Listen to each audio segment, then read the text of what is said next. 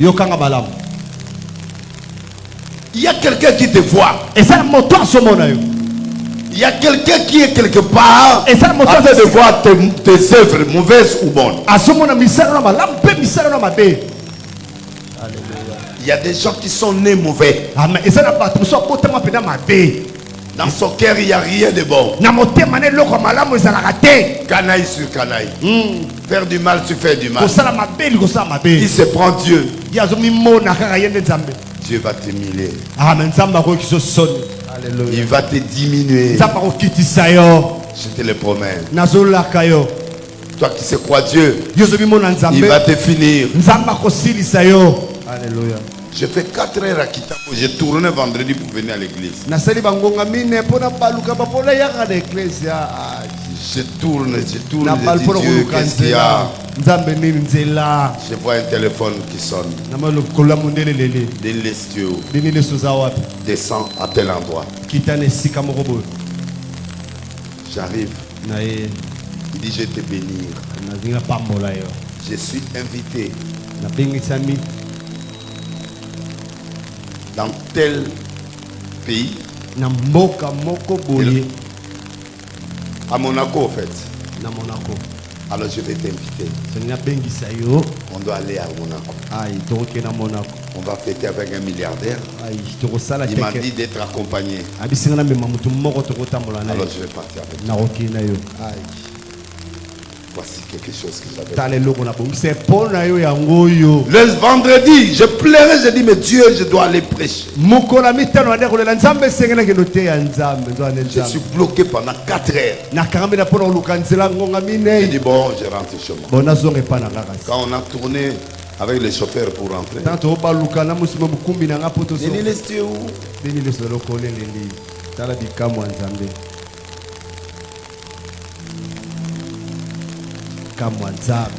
David a fait son rôle. Il n'avait aucun intérêt. Comment m'appeler? Non, il a travaillé. Il a fait pour son Dieu. Il ne se bat pour son Dieu. Il se bat pour la famille. Dieu regarde le cœur. Il sonde le cœur et le rein. Dieu ne regarde pas ta bouche. Il regarde d'abord le cœur. Il regarde d'abord le rein. Le rein, c'est ce qui l'organe qui purifie. C'est pourquoi quand le rein est malade, tu es mort. Ça gonfle les pieds. Donc le reste c'est petit, mais ça soutient le corps. Et Dieu sonde le cœur et les reins. Quand Dieu te sonde le cœur et les reins, il voit que tu es bon. Maintenant le langage sort. C'est de l'abondance du cœur que la bouche parle. Tout ce que tu vois dans la bouche, ça vient dans le cœur. C'est le résultat du cœur. Et les résultats du cœur, ce sont des bêtises et des choses que tu entends tous les jours. C'est que les gens parlent. C'est la frustration du cœur. Donnez-moi un amen très puissant, je vais expliquer. Amen. C'est comme ça. C'est comme ça que tu vois que David, là où il était, il travaillait sans intérêt pour la famille, pour Dieu.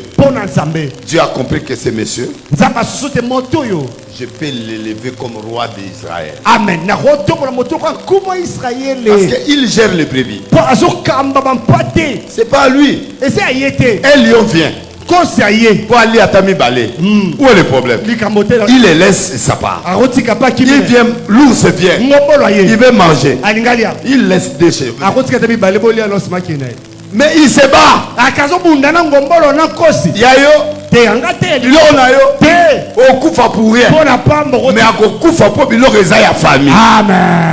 tu vois l'intention. Tu vois le cœur de cette personne. Ses réactions montrent que ça, c'est pour ma famille. On m'a donné la responsabilité. Et la responsabilité qu'on m'a donnée, je dois défendre ça. Lui là, le lion là, Je vais te tuer. Quand on te donne un poste à l'église, quand on te donne une responsabilité dans la famille, ne prends pas ça comme les autres. C'est à toi. Dieu te jugera en fonction de cette responsabilité. Sois petite. Que ça soit une petite. La Bible dit si tu n'es pas fidèle sur des petites choses, tu ne seras pas dans les grands. C'est pourquoi bateau bakabarate. Même na badim. Na mbonga 10 000 parce que donc pour naïe mutema eza déjà ya mabe. C'est pourquoi tu vois beaucoup de gens Dieu ne les bénit pas. Parce que leur cœur n'est pas sincère. Quand on te donne l'église, prends ça comme ton cadeau. Un test de Dieu. Pour que Dieu t'élève. Donnez-moi un amen. Amen. Le dimanche passé, j'ai dit, quand Dieu agrée, il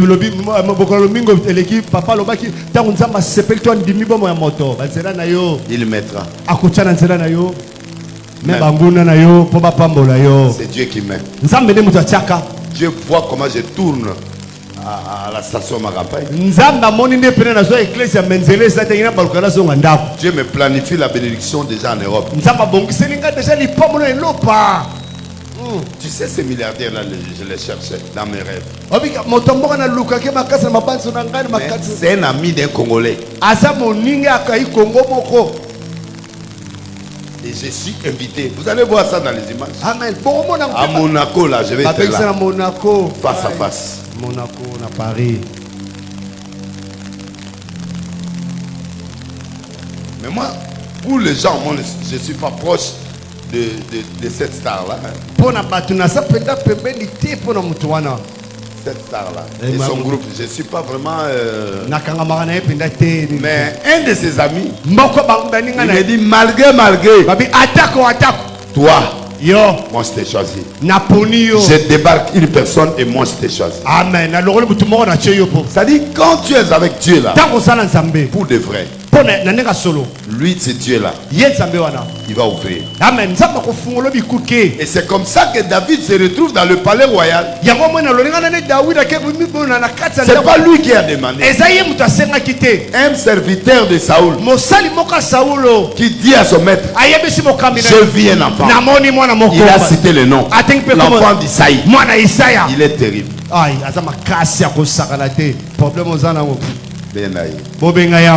Maman Bassani. Babengi David. Maman Bassani. Akoti na ndako roi. Pardon. Akoti na ndako roi. Yemo Azana. Yemo Azana kitare ne makamu. Azape roi. Amen. Ba roi ba sololana na roi. OK. Yes.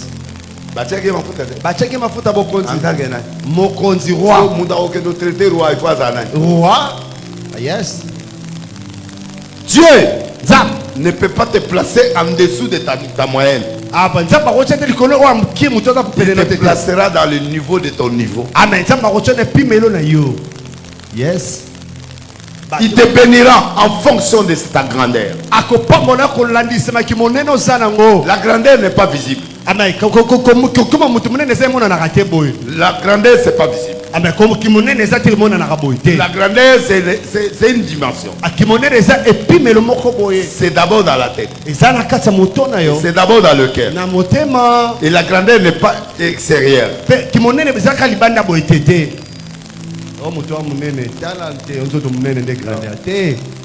La grandeur, c'est ici. Et ici. C'est cette noblesse que tu as. Tu sais, j'ai vécu des choses dans ma vie. Je me disais, mais je mourrais. Pasteur, je viens dans mon village. Je venais à Kinshasa, passer par Bandung. On arrive dans l'endroit le plus dangereux du Kasaï, la rivière. Cette baleinière a cogné il a cogné une pierre. On était plein à l'intérieur. Les garçons avaient des filles. Les garçons, là, je viens de recevoir encore la seconde fois Jésus. J'étais dans mon coin à chanter Dieu. Et on va mourir. Parce que là, à Kandolo, là, c'était difficile pour atteindre Maluku, atteindre Bende, la bande de, je crois, la ville de, pour atteindre, pour passer dimanche, et c'est compliqué. Le village de Alingé. On a cogné là-bas. Maintenant, on doit arriver jusqu'à la ville de Bas. Mais pour arriver là, mais c'est grave. On doit monter encore. La rivière Kuil. Donc, où on doit atteindre d'abord Dima, cette ville-là, pour que Bendela à Dima, pour que nous puissions prendre même les motos ou prendre des voitures pour aller. Mais pour arriver à CPP, c'est trop fort. J'ai regardé les scènes, je viens te recevoir. J'ai tout abandonné. Tu veux me tuer ici? J'ai dit à tout le monde qui était là, gardez l'espoir, on va arriver. On est arrivé jusqu'au port. Donc déjà on est en train de mourir. Dès qu'on est arrivé au port, la toiture est descendue. Les bateaux s'est déchiré. Il y avait un bébé de 3 mois. Non, Dieu existe. J'ai sauté pour arriver au bord. Le bébé là est resté. Il est sur l'eau.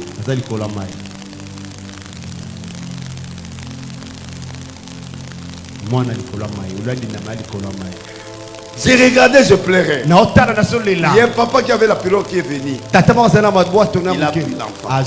On était sauvés à des. Les restes là de blessures, de sont morts. J'ai dit à Dieu, pourquoi moi? Il y a des faveurs que Dieu t'accorde. Amen. Si tu piétines ça, piétiner. Un jour tu n'auras plus le temps. Dieu est juste. Amen.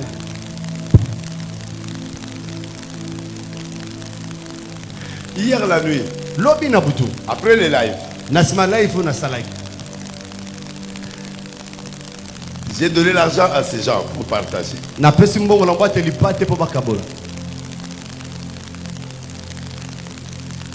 Mais tu sais que je suis venu aujourd'hui. On me dit qu'il n'y a pas de carburant. Tu sais que tu peux prendre cet argent-là que je t'ai donné hier. Tu allais acheter les carburants. Le temps que moi je vienne, je te rembourse. Mais il a préféré garder. Et avant de prêcher ici, quelqu'un est venu me souffler. Heureusement que je suis technicien. Amen. Que j'ai résolu le problème ici au podium. Tu avais petit. Tu commences à avoir l'argent. Je suis en train de t'élever.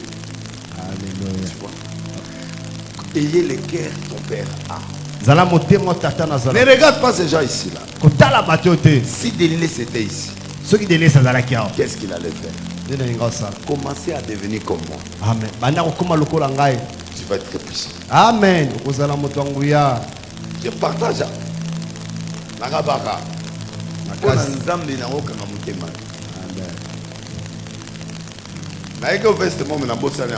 Il y a verbe qui tombe. En fait, on a là quand on le nom la vérité. Il y a 6 cas. Voilà.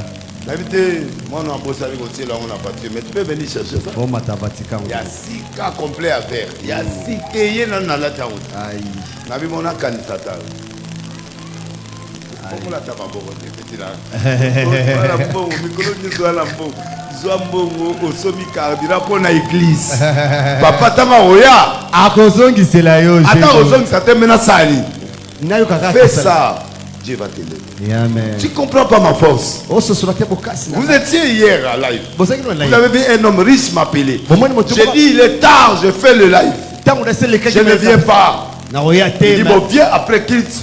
Parce que j'ai besoin de toi. Je vais te donner quelque chose.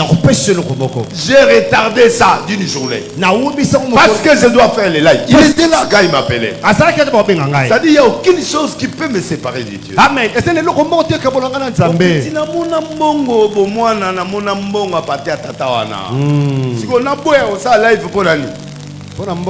J'ai refusé. Et puis, il a reproché au lobby, il a dit, petit, il a mis au téléphone. C'est que là, on a chargé. On a chargé à ta modem. Modem, modem. Aussi, téléphone. Téléphone, on a chargé. Ah, on a chargé. Na téléphone. Ok, non. Dans la bengue, voiture n'a pas été au tikai. Ah, j'ai non. Est-ce que ma faute a ce non, noté, j'ai voiture et qu'il y a tikai. Voiture à Nani. Ah! Aussi peu bon. Ah! Aussi nyoso. Aussi non, tellement chargé, on l'a dit. Mais à Yogi Sony, à Zogi Singa, chargé. Et pas un chauffeur. Mais bon, on y a ça. Mon akébé, on doit qu'il n'a pas 10 minutes de pied. Apécité. Je crois que le lot est au pied. Amen. Pour n'a pas la raille au pied à la dimité. Pas mouillé, depuis le début. Faut partager. Na yo. Bon, on bon, on met pas dimité. Au bien observé, bien, au pied à la dimité. Trésor. Trésor. Nous allons le bon répéter. Nous allons le soir. Pessi, yo pe. Pesa, Zozo. Zozo, hein? Zozo. Nous allons le bon répéter. Merci. Donc, je voulais dire ceci. Dieu regarde le cœur. Vous ne pouvez pas paralyser toute une église pendant que tu as quelque chose à faire. Sacrifier. Tu sais, pour donner, ça fait mal. Hein? Mais je le fais. J'ai fait ça. Je vous ai donné ici. J'ai donné. Ebele papa. Mais j'ai dit, Dieu prend. C'est toi qui as donné. Moi, des gens qui me critiquent des fois dans la ville, partout dans le monde, j'ai ri. J'ai dit, mais ces gens ne connaissent pas qui je suis. C'est ça le cœur de David. Et c'est pourquoi Dieu a dit, David est l'homme selon mon cœur. Jamais quelqu'un peut se faire tuer par un lion, par ours, parce qu'il gère la famille. Non. Comment? Bibouele zazo 1000 bibouele. Soki alemi bale. Et ça nini? Sora alemi sa. Et ça elote ezalaka. Na vinanga. Na kufa. Likole ya. Mais alobi na opiate. Ata moro. Akolongwate. Yo. Yokosi. Akole. Abambie na se. Apasolier. Abi ya papa nanga yosani. Ekokufa te. Yono tu cherches. Yangone bato batunza masoluka. Bato baza capable ya ko risquer ba vie na. Amen. Pour nankolo. Yes. Yango mzamba pamolanga. Amen. Malgré vos critiques. Malgré ma tongi na bino. Il me bénit. Apambola kangai. Et je suis béni. Ne pena pambwa ma. Tout na noiri tu daza aussi maman on a. Daza a $20,000 tête dans la. Jamais. À part banque. À Simba, Azan a eu la secret. 20 000 je manque pas l'argent. Parce que Dieu ne me laissera pas. La Bible dit, je n'ai jamais vu un juste abandonné. Un juste, ce n'est pas le seul. Mais quelqu'un qui est sérieux avec Dieu. Qui est là pour Dieu. Qui prend des risques pour Dieu. Pourquoi je dois donner à Dieu pourquoi? Même vous appelez mon Nzambe. Na pesiye. Amona bolingo wana. Et ayebi que moi na oyo so na pesiye. Ya akopesa ngai. Il faut que Dieu soit convaincu de toi. Et c'est Nzambe andima yo. Qu'il voie ton cœur. Amona motema na yo. De quoi tu es capable? Na kokini no zanango. Quel risque peux-tu prendre pour Dieu? Likamani no koso pona Nzambe. C'est ça mon message. Je vous laisse ce message. Amen. Avant de prendre mon avion, je vous laisse ce message. Je vous laisse ce message. Reste dans le cœur. C'est que ce message vous garde jusqu'au jour où je reviendrai. Donc je vais te dire ceci. Il faut que ton cœur soit transparent devant Yahweh. Tu dois prendre des risques pour Dieu. Tu veux voir mon Dieu? C'est comme ça qu'il opère. Amen. Prends le risque. Mercredi, vendredi, sois là. Mercredi, vendredi, que le pasteur soit là ou pas. Tu ne viens pas pour moi. Tu viens pour mon Dieu.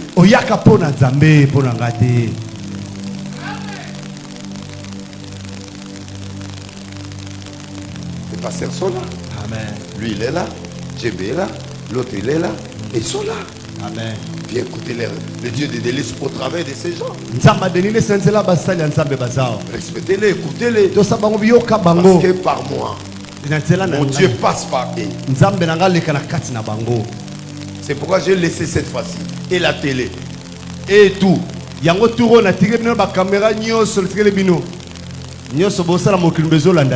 Donc chaque mercredi, vendredi, vous priez en direct. J'ai jamais laissé ça, mais je vous laisse ça. Travaillez, engagez pour Dieu. Je serai vos partenaires. Amen. C'est comme ça. Alléluia. Les choses changent. Que Dieu vous bénisse. Amen. Prends les risques pour Dieu. J'ai fait ça toute ma vie. J'ai vu Dieu à l'œuvre. Chaque jour Dieu me surprend.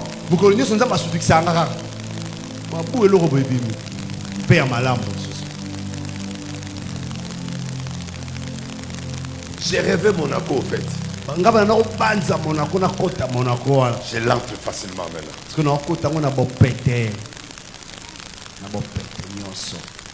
Imaginez suite. Hein? Mon frère, ma soeur. Dieu est juste. Alors, commencez à travailler ton cœur. C'est de l'abondance du cœur que la bouche parle. Parlez bien. Venir, tu as inondé ton cœur de la joie, de la bonté, du bienfait. Maintenant tu exprimes. Voilà pourquoi aujourd'hui mon thème, c'est parler bien. C'est un critère de la grandeur. Un chrétien doit savoir parler bien. On appelle ça le langage héroïque. C'est un langage positif jusqu'à la mort. Jusqu'à ta mort. Ne doutez pas de Dieu par ton langage. Ne doutez pas de quelque chose. Même David devant Goliath, il a dit, messieurs, tu verras aujourd'hui. Et d'abord, avant de venir, il a dit aux gens, qu'est-ce qu'on doit faire à quelqu'un qui va tuer cet homme? Oh, la femme, l'enfant du roi, l'argent et tout ça. Dis, ok, je vais les taper. Voici le langage positif. Ça vient du cœur. C'est sincère. Parce qu'il a déjà tapé le lion. À cause de la famille. Maintenant, je suis roi. Parce qu'on l'a ouais. Tu n'es pas roi parce que tu peux voir. On l'a ouais, il est déjà roi. Dieu t'a dit que tu seras élevé. Tu attends quoi? Restez dans la confiance de l'élévation. Les défauts des chrétiens, quand tu lui dis, tu seras élevé. Dieu t'a béni. Il attend la bénédiction. C'est ça l'erreur. Tu dois te comporter par rapport à ta prophétie. Parce que Dieu t'a dit tu seras grand. Deviens déjà grand là. Commencez à réagir comme un grand. C'est de l'abondance du cœur que la bouche parle. Je parle parce que Dieu m'a dit je serai grand. Il m'a vu. Il m'a vu. Il a envoyé un prophète. Il m'a mis l'huile dans la tête. C'est-à-dire, il dit voici le roi d'Israël. Alors à ce moment-là, ça veut dire quoi? Je suis roi. Mais il y a un autre roi. C'est Dieu qui a voulu ça. Je ne l'attaque pas. Je ne le tue pas. Parce qu'il est loin. Mais Dieu me prépare. Il se comporte comme un roi sans opposer. Voilà. Quand Dieu te lève à l'âge, tu ne peux pas m'opposer. Tu fonctionnes comme étant un homme élevé, mais tu ne t'opposes pas à votre leader. Parce qu'il est ouais comme toi. Donc toi, tu ne peux pas faire des choses pour me faire écrouler. Laissez Dieu lui-même me faire tomber. Mais pas toi. Ne sois pas dans le complot de mon arrestation. Ne sois pas dans le complot de ma diminution. Si Dieu te lève, sois avec moi jusqu'à ta mort. David a fait le deuil pour Saoul, pour Jonathan. C'est lui qui a mené la couronne. Il a tué ce peuple. Qui es-tu pour toucher le loin de l'éternel? Si on a ces gens là aujourd'hui, je crois que le Congo sera sauvé. Les églises seront sauvées. Injure sur injure. Critique sur critique. Non. C'est pas ça le cœur de David. Dieu l'a pour regarder comment on gère, comment on devient roi. Il était dans le palais pour observer. Quand tu es devant un grand, observe les qualités.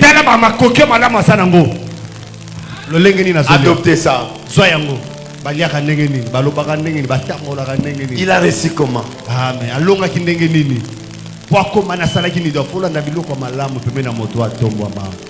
Mais regarde pas ses défauts, tu vas mourir. C'est à cause de ça que Dieu t'a mis là. Pour que tu vois ses qualités. Pour que tu les sers un jour.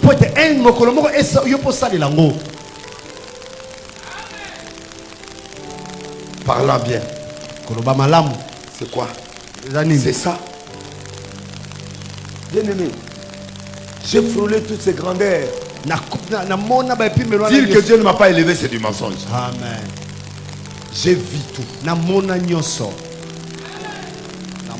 Tous les présidents du Congo, je les ai vus. À part, je ne sais pas, Kassabo. J'étais bébé peut-être. Des Mobutu.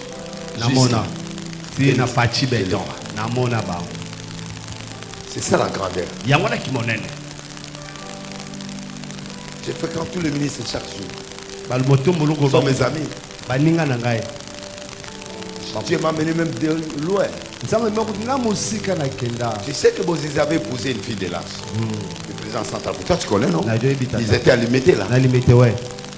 Mais les gens de l'Arche ne savaient pas. Mes collaborateurs savaient. Parce que le président de Centrafrique avait épousé la fille de l'Arche. Maman Mimi, tu connais, non? L'enfant de l'Arche. Je l'ai croisé quand j'ai croisé le président à Paris. Avec le fils de un président congolais qui est mort. J'ai posé sur lui. J'ai dit tu vas rentrer président. Et je l'ai connecté avec un grand. Et on a fait tout pour qu'il devienne président. J'ai mangé son argent. J'ai mangé. Donnez-moi un amen. Amen. J'ai tout vu moi. Il n'y a aucune chose qui peut me faire faire. Mais pasteur, aujourd'hui on va de faire, on va de faire des stratégies. Je l'ai fait ou je ne l'ai pas fait. Est-ce qu'on comprend? Tu es là, on est au banc de Tata Raphaël, tu as salade. Tu as salade. Il y a un stade de tu salade. Tu as moulé les 24 communes dans la salle, vrai ou faux? Est-ce qu'on explique un peu? Pour tout le monde, il y a une grande église de sa photo dans la salle. Parce que là, on est tigane. La plus belle église du monde. Amen. Amen. Amen. Rien n'a prouvé au Congo. Donc, dans la salle, on a tout à cause. Bon, si vous voulez, on a prouvé sous Congo. Amen. On a préparé Kabino pour une grande chose. Amen. Pasteur, mon jeune pasteur, mon assaï, mon assaïté. Azate. Si ba okufata. Na babandi pete. Parce que na ba manki on a oyo ba osale lo. Osale lo rote. Bazate. Pardon? Bazate. Pardon? Bazate à Bazate. On parlait du peuple de Bazate. Bato baki mamba on a parlé du peuple. Nous parlons. C'est ça l'histoire. Mais pour que tu fasses cette histoire, Dieu doit gérer ton cœur. Vous me voyez plus dans des défauts. Vous me voyez plus ce que les gens disent. Mais vous ne voyez pas ce que je fais. Et ce que je fais. Et ce que je ferai. C'est ça l'important. Amen. Vous quittez parce que j'ai entendu. Vous partez parce que j'ai entendu. Tu as entendu quoi que tu n'as jamais entendu?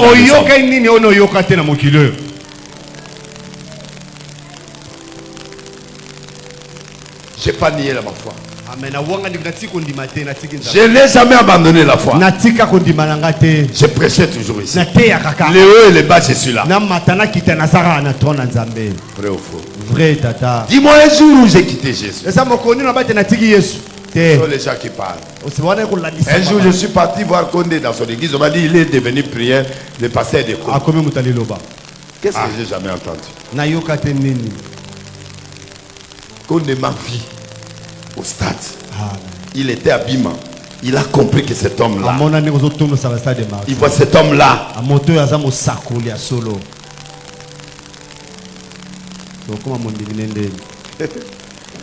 J'ai fait l'histoire dans ce pays. Et je continue à faire l'histoire. Vous allez voir ça. J'ai dit aux gens, je rentre. Même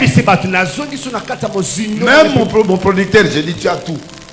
Tu as le disque, tu as 18 chansons, tu as tous les clips. S'il manque quelque chose, viens me faire ça. Mais je rentre. Parce que la mission que j'avais est finie. Maintenant je rentre. Donc je suis là maintenant. Ce n'est pas fui, j'étais en mission. Mais eux-mêmes ils ont eu du retard. Ils n'ont pas profité de moi. Alors moi je rentre. Je suis chez le Père maintenant. Et je suis en train de faire ce qu'il m'a dit de faire. Le cœur soit ouvert pour Dieu. Tu ne peux pas te battre avec Goliath si tu n'as pas l'amour de ton Dieu. Un grand homme qui peut te tuer, physiquement il va tuer David. Il ne peut pas faire 2 minutes de combat. Mais David a compris d'abord sa réaction. Qui est cet homme qui insulte le Dieu d'Israël? Voici sa colère. Le Dieu approuve. Que voilà, je veux un enfant qui peut me défendre. Pendant que le roi Saoul était là, il a peur. Et Dieu a compris. C'est pourquoi on l'a pour ces choses-là. Et quand il arrive, quel est ce roi-là qu'on peut envoyer pour aller déposer à manger ses frères? Isaïe sait que cet enfant est roi. Il doit le respecter. Il prend la nourriture, il lui donne la main. Que nos pères sabayana. Et c'est bâti dans la roi. Jamais. Et lui il accepte. Pourquoi il a accepté? Parce que les circonstances, c'est Dieu qui les gère. Enlève l'orgueil et dit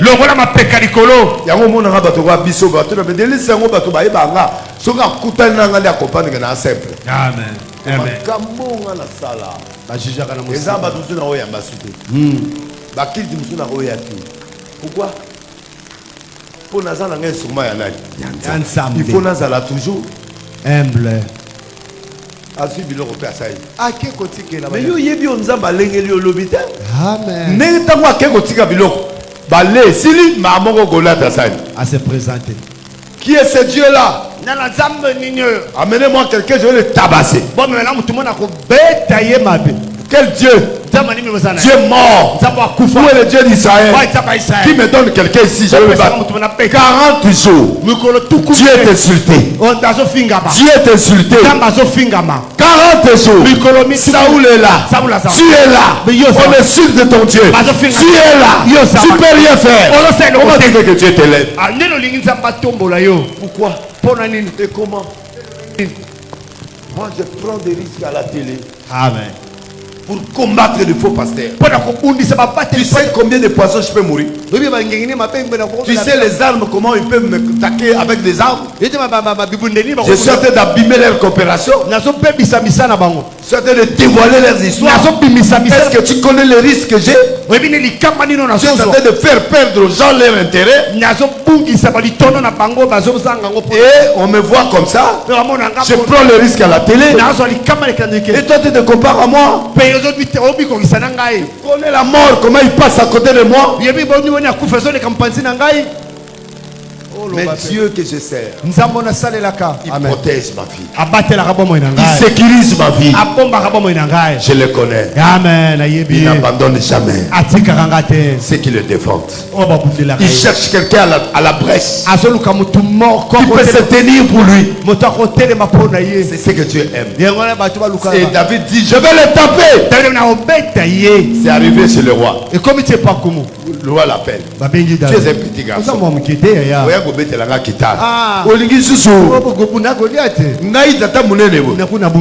Tu n'es pas moi. Elle n'est pas toi.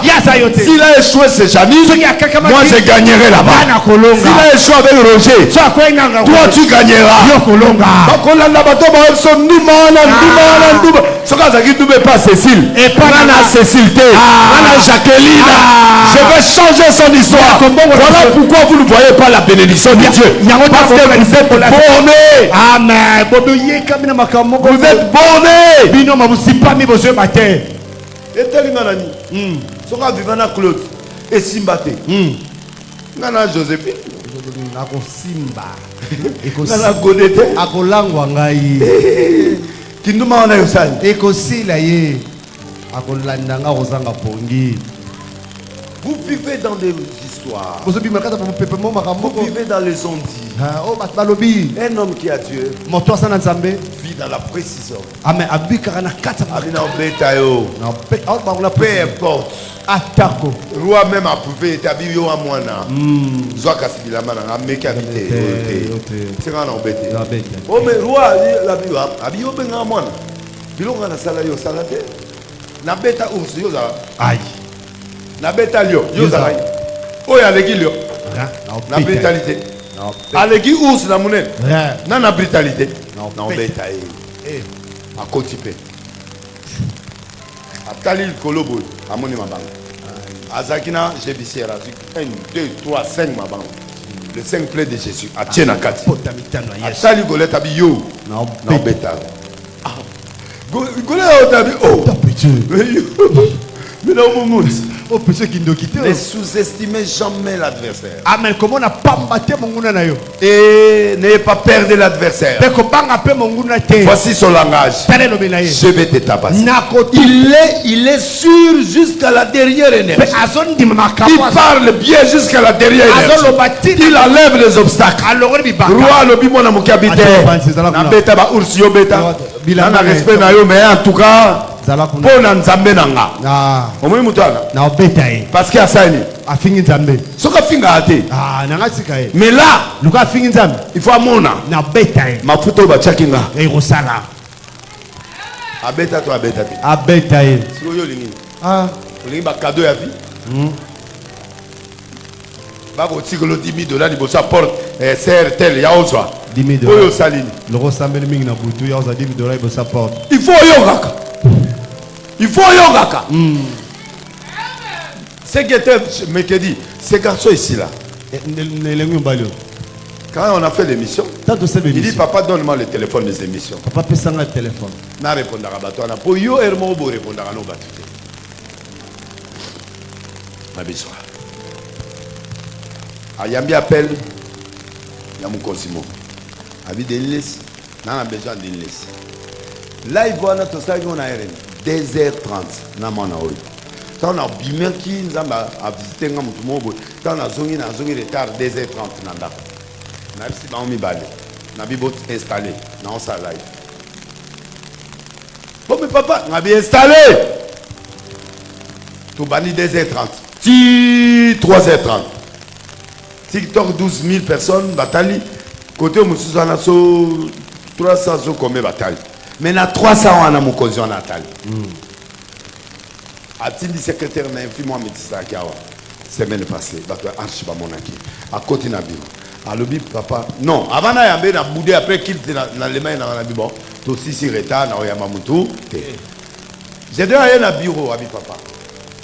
Otienga po yoga ka ngati.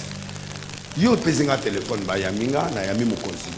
Moto angwa ye na pesa ke rendez-vous. Yambata ye oyoka. Abia. Alors on a malonga ibimana. Yaka. À côté. Moi moi ça papa là quand photo akanga ba photo ici.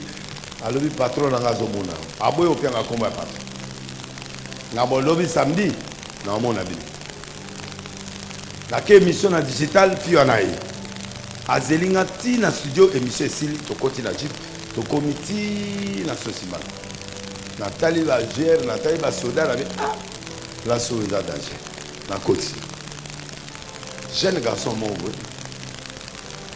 mais proche de famille de Abeng Rabia. Azi de n'ambele moi mon nene d'abord la tienne avant na bana.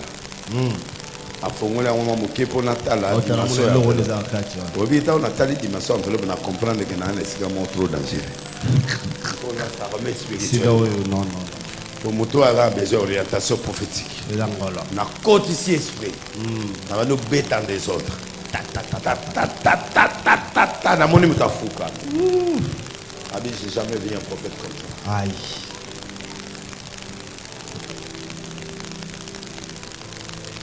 Abi tout ce que tu as dit. Nyoso lobi. Moi je sais. Ngana ibia. C'est ce que je vis. Zengone na zobika.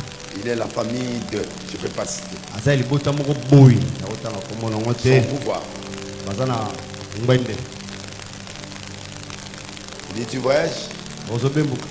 J'ai entendu, tu avais dit tu vas voyager. Na oka kilo ki ozobembuka. Il y avait une autorité qui m'avait donné un peu d'argent. Mokamora pesa ngambongo. Il dit je vais t'ajouter 20 000. Na osombelo na pesa 20 000. Pour son billet, à first class, na mon argent de poche. Rendez-vous mardi na kia ayaminga na ine rapienga te. Yaka lobi. Le type l'a dit bon, je te donne autant. Déjà aux wana déjà wana liaka. Lobby na avant 13h. L'anti la secrétaire na musu financier na ya otikelo enveloppe. Et na résoudre les billets, na résoudre les logements, na résoudre l'argent de poche, na résoudre les babylons et belé. Pour les kakous de na oyo wana prometteur. Place na zaï na olé là. Nabi Zambé tu es juste. Alléluia. Ceux qui na yo kakaï. Ceux qui bâtissent na David avec le tika. Bilo côté. Ceux qui aboya kana roi. Ola lanzala. Pour qu'il roi na yo, ola na on anzala. Il faut que les bitinda pour mona humilité on est peso ouverture. Amen. Maudit soit l'homme qui se confie à l'homme. J'ai prêché dimanche ici, j'ai dit qu'on vend de la moutoir à saluer au bola mouté. Ce qu'on salue au bola mouté qui ça, dans les lananes. Nzambe. Quand la zone est là, mardi, mercredi, vendredi, le lombongo, à peine un lobby. Avant la mardi au Kende, ngai na osani. Na opesa mbongo. Et comme il m'a tabisi. Mais Dieu a trouvé une autre personne capable de résoudre ces problèmes plus que ça. Alexis a téléphone. Habit pasteur dans la Côte d'Ivoire. Tala 5 personnes ont recommandé dans beaucoup. Première liste de l'île. Walesa. Atseba Marcelo Banin. Menga na premier nom. Habit mon biloko lobby. J'ai fait ça textuellement comme tu m'as dit. J'ai peur de toi. Je vais dire à mon frère. Il perd le temps. Amen. C'est toi le vrai prophète. Moi je crois en toi. Mon père croit en toi. Mon père spirituel. Je n'ai pas un père ici au Congo. Parce que je ne crois pas aux gens. Mais j'ai du respect envers tel. J'ai vu tous ces gens-là. Mais je t'ai écouté. Sois mon pasteur. Ne me présente pas devant les gens. On se verra d'une façon coulisse. Un grand millionnaire. Pasteur un millionnaire. Yeah. Pasteur un millionnaire. Oh, comme un millionnaire.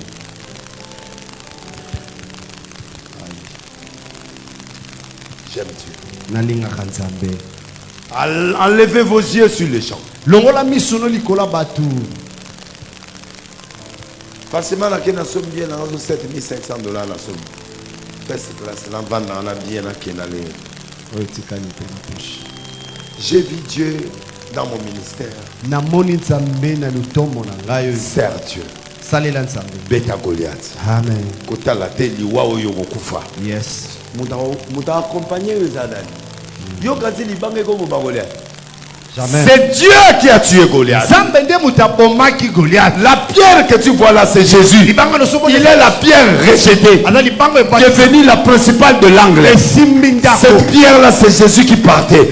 C'est Dieu qui est parti avec sa force. Mais Dieu, il doit utiliser un canal. C'est toi. Laisse Dieu le temps d'aller trouver tes ennemis. Laisse Dieu le temps d'affronter tes ennemis. Les sorciers de ta famille, les gens qui te maltraitent, laissez Dieu passer par toi, qu'il les efface couler. Et les gens diront le Dieu de ton Dieu. Parce que facilement, si Dieu touche Goliath, le poids n'est pas valable. Amen. Il est Dieu, il ne peut pas se battre avec un humain. Il doit passer par toi. Laisse Dieu le canal. Come on. Laisse-le le canal. Il est là. Il t'attend. Amen. Il a besoin de ta foi. Il a besoin de ta connexion. Il a besoin de ton cœur. Il a besoin de ton langage. C'est lui qui appelle les choses qui n'existent pas. Il appelle comme ces choses étaient. Commencez à parler comme Dieu. Je vais te taper.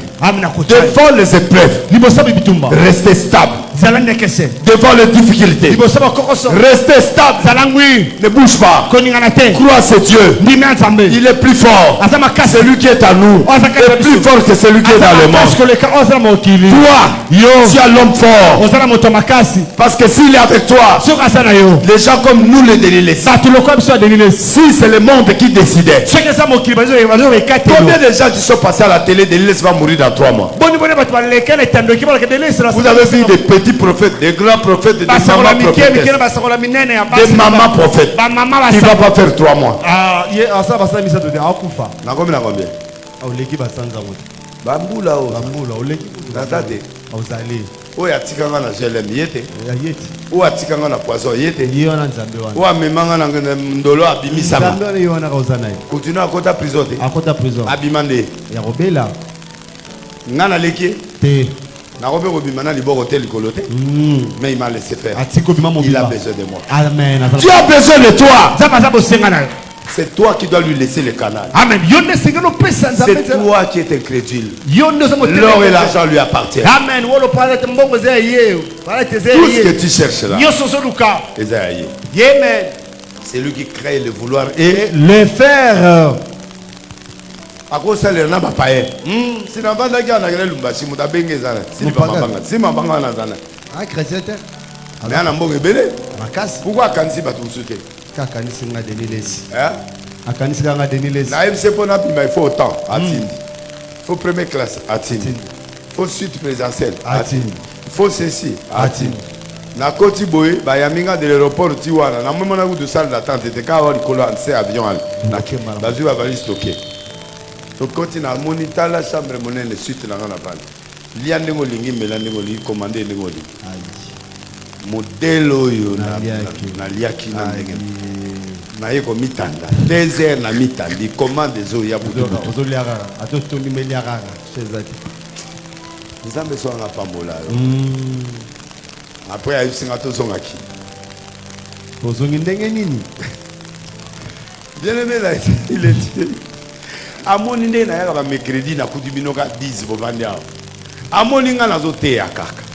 Yo kimi kudo lali no ba pongino na ndako. Siko nga na zwa nga na pia yo. Yo lali na ndako na yo, ovandi na yo, nga nazo bunda. Yo ya o de les eske ko ede nga na opia mudu yo te. Atana mawa me ba opesa yo te. Atana mawa ba me ba opesa yo te. Paye le prix de ton élevage. Amen. Futamba no botumbo binayo. Eh ben tu, au monde là ce frère. Imiter ton père. Amen.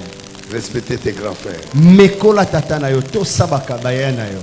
Et tout ça va y aller au baya libosona. Amen. Denga bango. Tout ça la dengue nini. Pour gérer papa zo qui n'est pas gérer les. Quelle action yo papa goya c'est là. Jour là ba ko partenaire na bino ba bandi ba sai réunion tilelo. Parce que mon adelo. Papa. Kota la mutite. Atikara. Kota la mutite. Réunion awa na quoi na interdit bino bono saliban. Réunion sur l'église. Basi minene loroté na maboko. Ata loroté. Mais quand ça la réunion ça on le battait pour ça lobby bo kaoka susu na bane na gagner. Mais réunion de Alisote. Pardon? Papa l'obité mais réunion de Alisote. Merci. Maintenant vous ça la réunion. Ouais bien. Je dis si vous êtes bateau tu vas mourir. Oh maman pantalon la tête. Ça l'enzamba tata. Trésor. Tuna djeba web ça. Vraiment. Tuna mafuta sika web ça.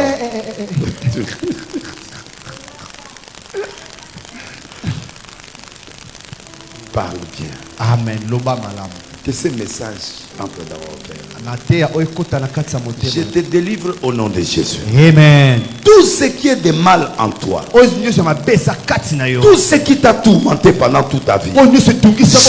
Je suis ton Père. J'ai la force de Dieu. Qui peut détruire tout ce qui est en toi là. Et je le détruis au nom de Jésus-Christ de Nazareth. Celui qui a cru se lève et dit Amen. Amen. Celui qui a cru se lève et dit Amen. Celui qui croit il se lève et dit Amen. Celui qui croit il se lève et dit Jésus. Celui qui se lève et dit miracle.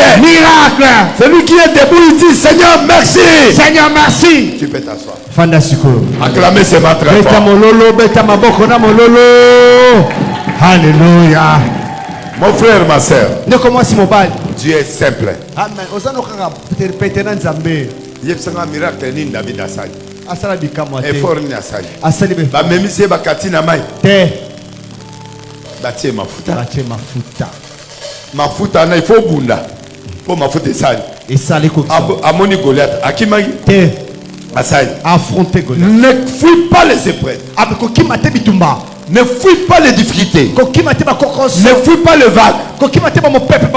Traversez la pirogue avec Jésus. La voix commence à souffler.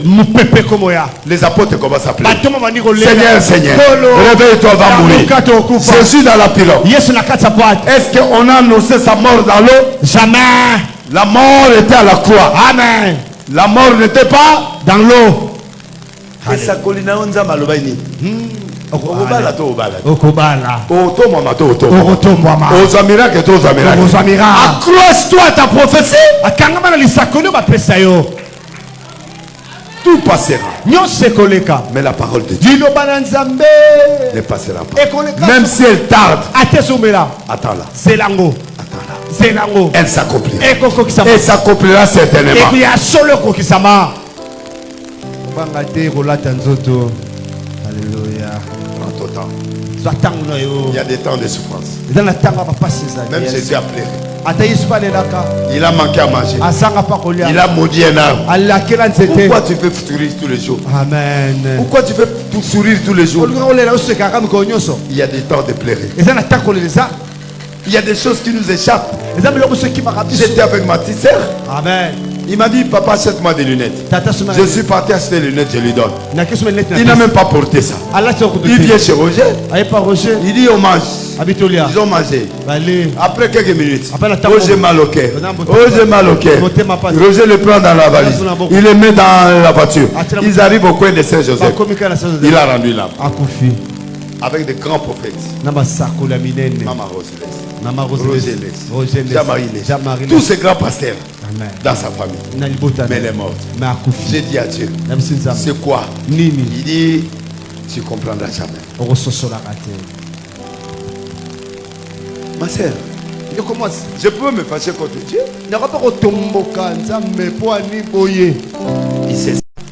C'est la bénédiction de l'Éternel qui enrichit et se fait s'ouvrir d'aucun chagrin. Naïb, Te. Naïskoke, Te. Yemoro atini mutu. Ah. Sali. Apambola ngai. Musu sabi. Si tu chauffeur nanga yo. Si tu as kangami na embouteillage. To komo kende mofle. Téléphone l'élite. Elelaki. Mutu musu akabli musu mbongo na station oyo wapi. Mutu wa benga ozawa. Tournez voiture na mse papa tournez. Kende yaya. Bangu me koboma. Tout a soro tout a me koboma te. Koboma ngate. To komiti na mse bongo to komi na station. Jeep moya mo consulter abîmé. Devant toi. Afongoli ça. Après naquel la musu na vie. C'est comme ça que tu es béni. Toi fais son travail. Yo sa musala na yo. Ne pleure pas.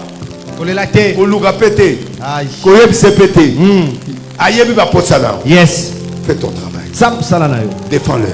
Bundele. Défends ta famille. Bundele botana. Gère pour les autres. Batela pour. Prends des risques pour Dieu. Zobali kama pona nzambe. Même A c'est qui yo. Zama ofongola. B. Ce qui B à c'est qui. C ya zawana. Ce qui C à boy. Continuité ça. Nzambe ayebi.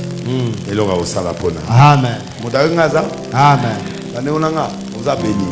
Ah. Nalobi oza béni. Amen. Je ne veux pas faire trop de tracasseries. Na sakoli okelo mo.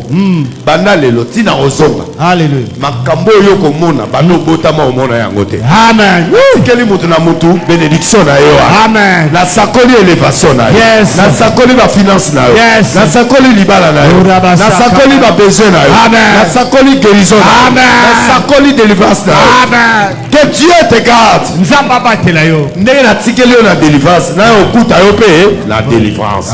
Ozaka na kati ya lipamboli wana. Amen. Batiki maloba. Yes. Maloba neza baloba musali na nzambe. Nzambe ndenge akenanga. Nde azoya na yo. Nde pe avandeli yo. Ozanga te loko te. Délivrance na yo total. Amen. Les finances sont derrière toi. Amen. Sont devant toi. À côté de toi. Reçois le miracle. Reçois le miracle. J'ouvre les portes pour toi. J'ouvre les portes pour toi. J'ouvre l'élévation sur toi. La beauté sur toi. J'enlève la semence satanique sur toi. J'enlève la semence sur toi. Je remplace la bénédiction. Je remplace l'élévation. On va t'appeler. On va t'ouvrir les portes. On va te chercher. Les gens eux-mêmes vont te chercher. Les gens là qui t'ont fait souffrir, ils vont s'agenouiller devant toi. Ils vont venir chez toi. Ils vont te demander pardon. Tu as la porte ouverte. Je déclare la vie dans ta vie. Je dis témoignage sur témoignage. Miracle sur miracle. Beauté sur beauté. Succès sur succès. Gloire sur gloire. Allez, reçois le miracle.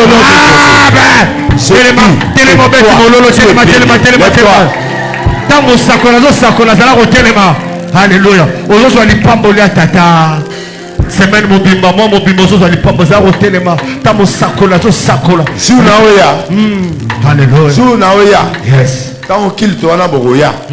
Na otala nde bokomi. Amen. Yes. Beauté, mbongo, mutuka, voyage. Bamusu na okuta bango te. Bamusu ba pas mwami. Bamusu ba voyage. Bamusu ba bali. Bamusu ba fiancé. Bamusu ba mbongo. Bamusu bisala. Yes. Yes. Namboko bozu premier ministre à moi c'est à Liboso. Bah maman, bon mon que Dieu est avec vous. Amen. Et alors, allez bah maman nous soyez élevé. Amen. Vous ne comprenez pas les signes que Dieu est en train de faire au Congo.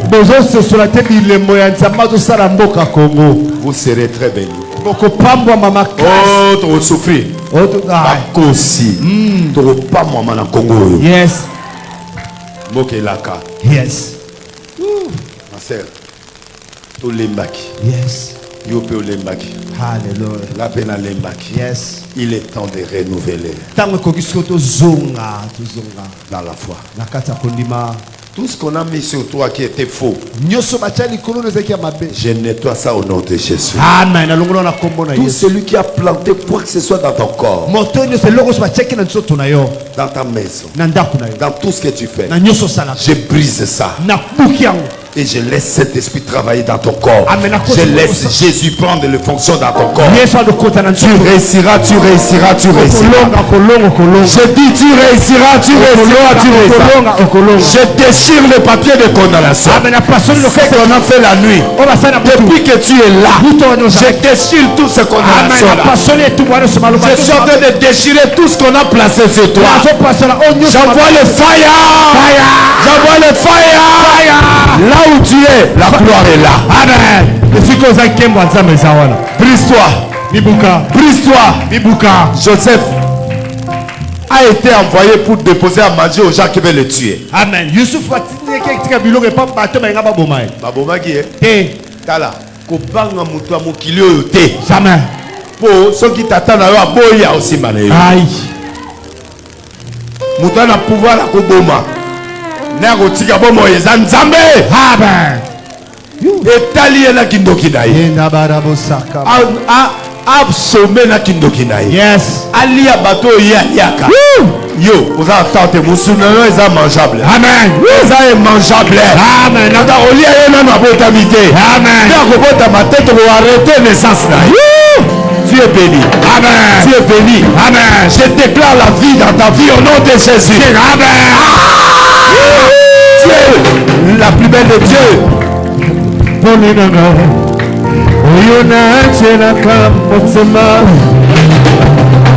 Yone mwidana Sela oyo na biwaka Nakokende misusu wapye Yone maloba ya moho Etamborina ngana sena tamoyo Eka mamina yokolo Yone kone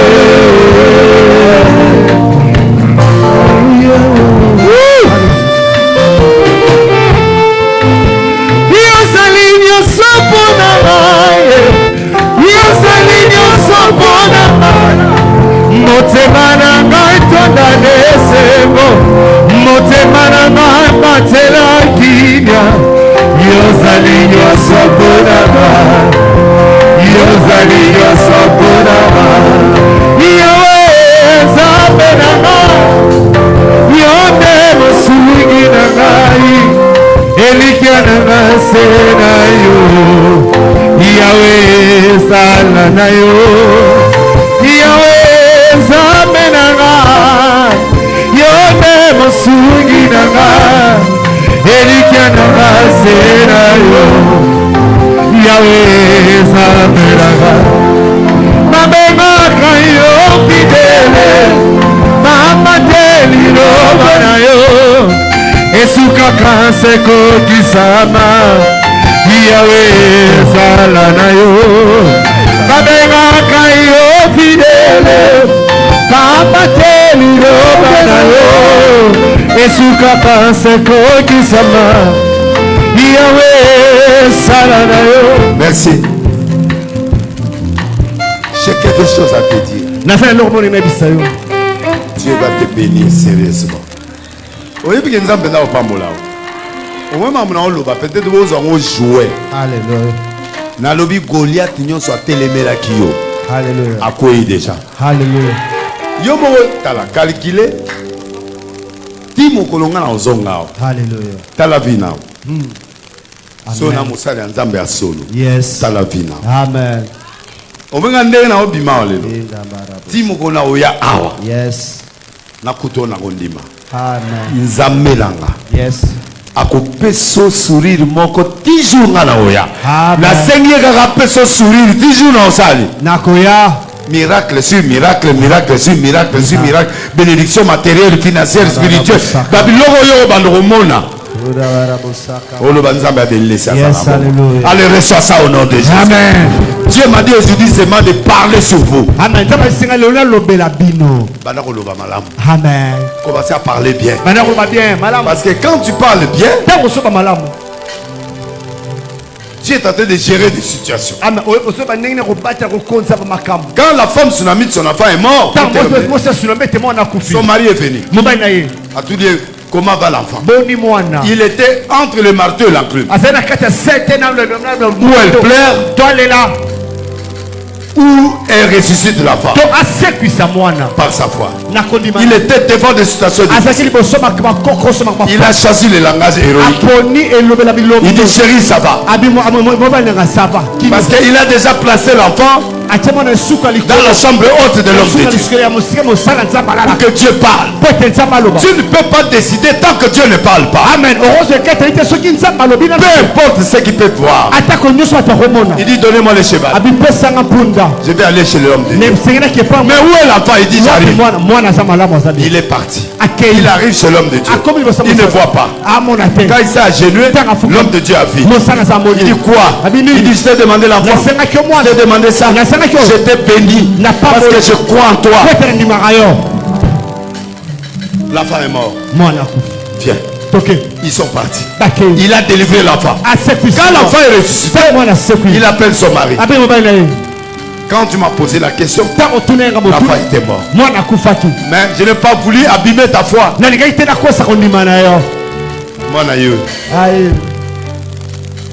Quand tu parles bien, tu sécurises les choses. Tu rassures la famille. La plus grande qualité que j'ai connue, c'est Maman Tina. Même si le docteur lui dit qu'il Delis va mourir, elle garde le calme. Dans toutes les grandes situations, il est calme. Je lui pose la question, pourquoi tu es calme? Tu es un homme de Dieu. Moi j'étais païen, mais toi, je vis la foi en toi. Où est ta foi? Ma soeur, quelle que soit la traversée, parle bien. Quand tu parles bien, que ça va. Tu as des blaires, mais tu es ça va. Parce que tu es en train de doser ceux qui sont à côté de toi. Tu ne peux pas les amener dans des flammes. N'embrassez pas les gens. Gardez calme. Sache une chose, que ton Dieu s'élèvera le dernier.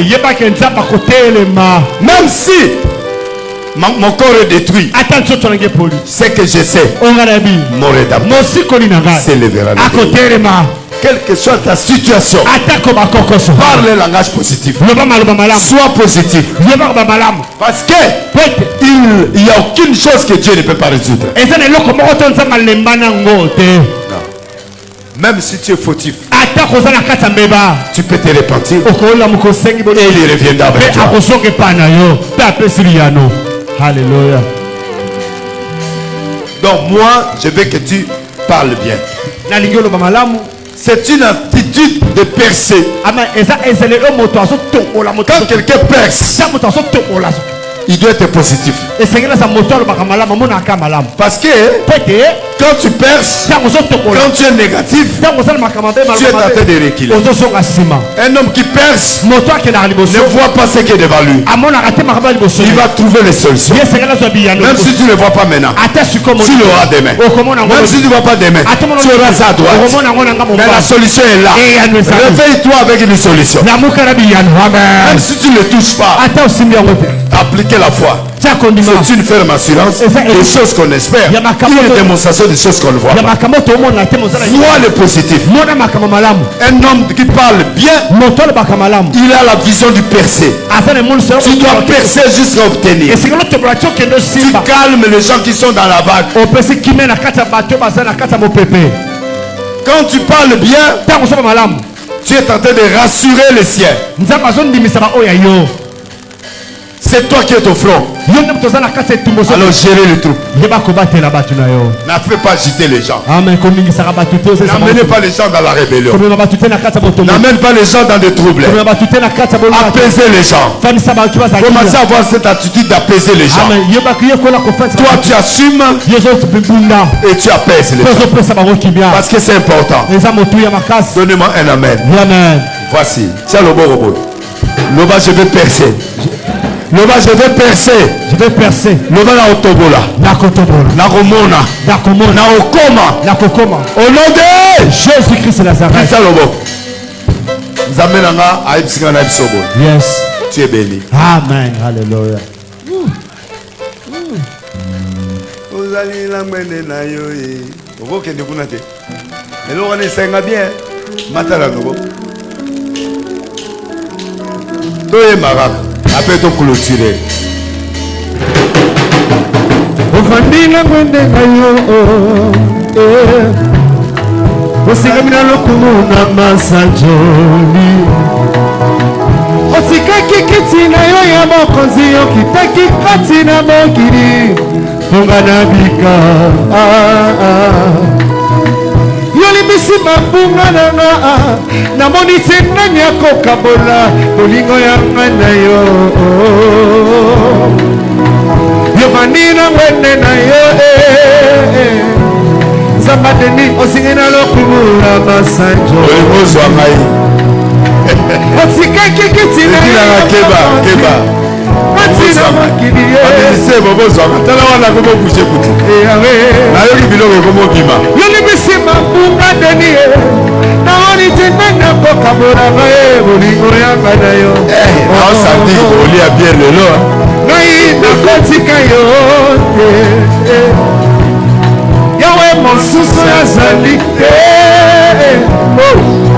oya bongi na lokumu seyo yesu na ngai nakotika yo te yawe mosusu azali te oya bongi na lokumu seyo yesu na ngai katala napambola bino ya makasi baboyaka yokana soliste omone chef d'orchestre chef d'orchestre napambola bino betala eloko mo esanga bien lisusu luka eloko mo osanga bien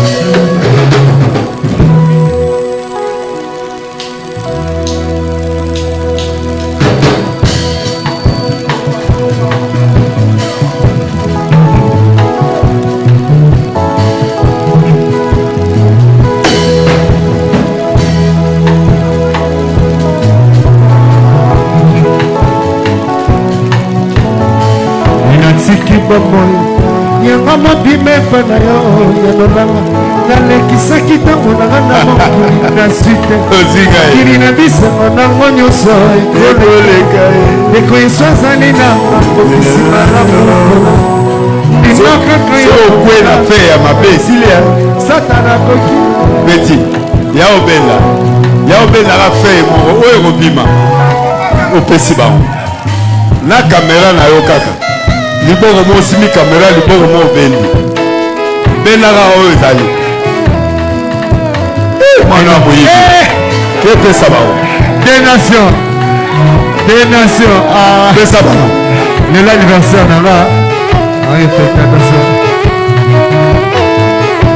yesu alingi yo mingi basalele masi alingi yo mingi denilesina tika na yo komilelaka mpona bomoi na yo mokote ya kala yesu bongasonga maboko pamba kangama na losambo omibonza epa na yesu okomona mapamba oyo kosopana lokola mvula ye papa na yebi okosala tu sais on m'a dit vendredi on m'a appelé vendredi babengai babi les mystères sont là qui était là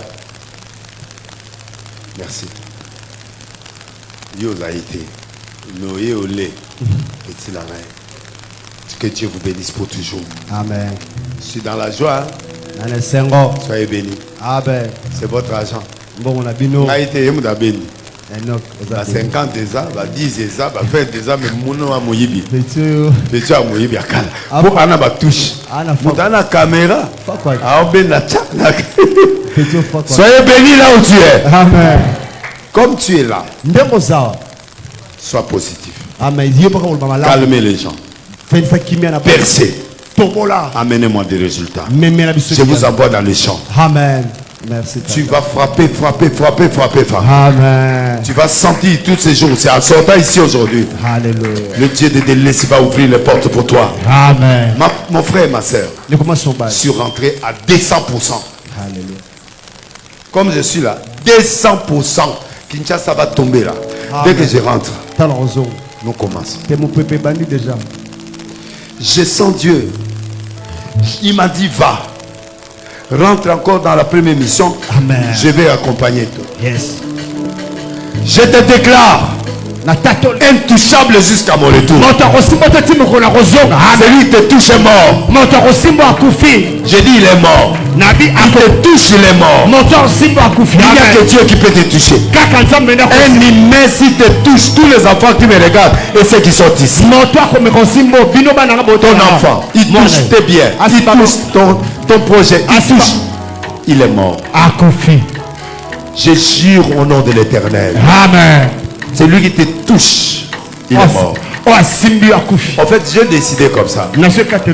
Au lieu que je parte en Europe et je pars aux États-Unis, ça me prendra trop du temps. Donc je vais aller en Europe. Bon, je pars. Espagne, Paris, Belgique, Allemagne, Suisse, Portugal. Je rentre. À Hollande. J'ai fait encore 2 mois ici. J'ai de longs visas. Je ne suis pas pressé. Yes. Je rentre encore aux États-Unis. Je travaille, je rentre ici.